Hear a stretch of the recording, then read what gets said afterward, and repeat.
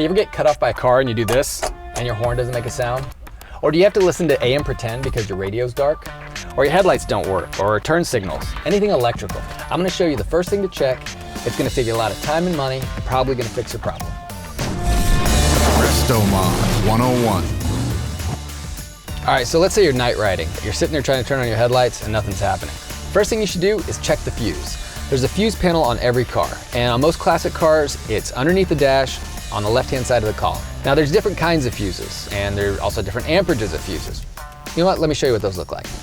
You know how much money I spent on this place? All right, this is the fuse section. Don't be overwhelmed. So there's two basic types of fuses. These are called blade fuses. This is what we're looking for. As you can see, there's two little blades coming out of it. They come in different sizes, large, mini. And then there's also this type. These are called glass fuses or tube fuses.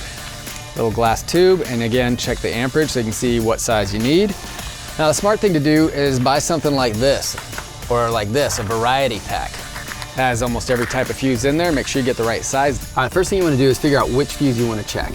So most fuse panels have a cover on it, and on the inside of the cover, it labels which fuse corresponds to which device. So, okay, we got horn, radio, wipers, headlights. So as you can see right here, headlights is this one down here, so that's gonna be that one on the panel. All right, now that you figured out which fuse we need to test, you want to get a circuit tester, and you want to attach this cable to ground. Now that only applies to a negative grounded vehicle. Most cars are negative grounded, but double check to make sure this is correct for your application. You want to attach this clip to any metal surface that's connected to your chassis. So I'm going to pick this little bolt right here, and then you take the pointed end and you're going to touch the different blades of the fuse. That one, see it's not lighting up. We'll try the other side. Still not lighting up. We'll try this one just to show you the difference. See how it lights up? That's a good fuse, that's a bad fuse. All you do is reach in, pull the fuse out. You're gonna get a new fuse. A good idea is to keep a spare set of fuses in your glove box so you can handle situations like this. Make sure you're grabbing the same size fuse. If you look at the old fuse, right there, it says 30. That means it's a 30 amp fuse. Look at this one, 30 amp fuse right there. You can't replace it with something of less amperage or higher amperage. So make sure you always grab the same size. Go ahead and slide that in. You can slide it in either way, up or down. Push it all the way in, make sure you get a good connection. Now we'll use our little circuit tester. Test the bottom. We got a light. Test the top.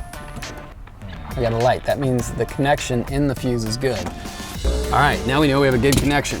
The way these work is the power comes in onto one side of the blade, it travels across this little metal piece right here, and then to the other side of the blade to complete the connection. So the way they're rated at 30 amps, that little tiny piece of metal inside can only handle 30 amps. If it gets more than that, it's gonna blow. I got an idea. Let me show you what a blown fuse looks like.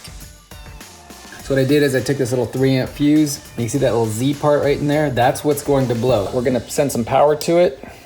Since it's 3 amps, we just need to send more than 3 amps. So what we'll do is we'll dial up our current to maybe 5 amps. Come on, 5 amps. See it smoking?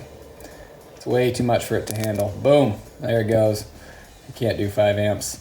If you blow a fuse and you replace it and the fuse blows again, you've got a much bigger issue than just a blown fuse. Something is shorting out, and that can cause an electrical hazard or even a fire. And again, if you blow a fuse and it keeps blowing, don't keep replacing it. You saw how that smoked and gave a little spark? You don't want to keep doing that. Great, let's go check them. Headlights are fixed. It was quick, easy, cost me about $1. After watching this video, if you can't check a fuse, well, you gotta be a certain kind of stupid. Good luck. RESTOMOD 101. Hey, if you learned something or enjoyed the episode, hit the like button. It's right below. No, over there. Okay, here's a big red arrow. There you go. And don't forget to subscribe. That way you'll know when our next episodes are going online.